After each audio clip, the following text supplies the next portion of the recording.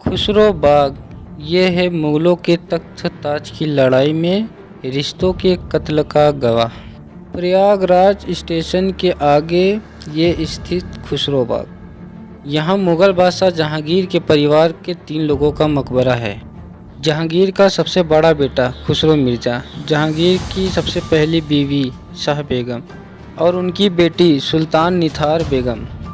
So guys, इसकी history हम आपको बता रहे हैं, आप हमारे साथ ब्लॉग में बने रहिए। सो गाइस, यहाँ पे बोर्ड पे जो भी लिखा होगा आप उसे स्टॉप करके देख लीजिएगा, पढ़ लीजिएगा।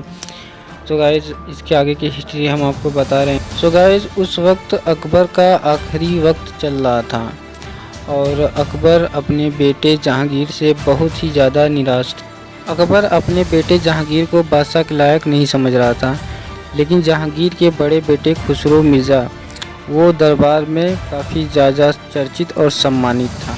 इसलिए अकबर अपने बेटे से ज़्यादा अपने पोते में राजा बनने का संभावनाएं देख रहा था।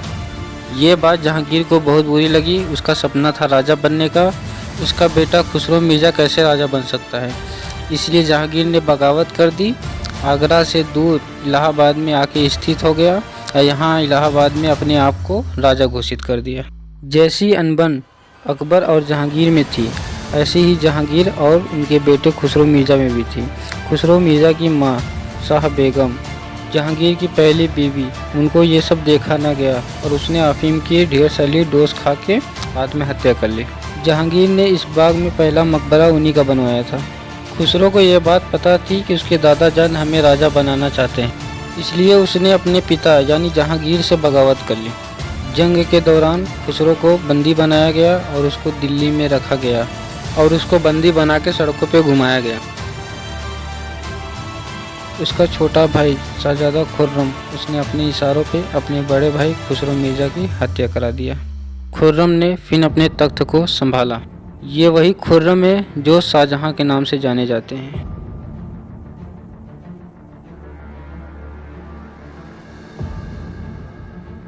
तीसरा मकबरा उनकी बहन सुल्तान निथार बेगम की है, जो जीते जी अपनी माँ के पास अपना मकबरा बनवाई थी। कहा जाता है कि उसका मकबरा आज भी खाली है, उसके मरने के बाद यहाँ नहीं दफनाया गया था।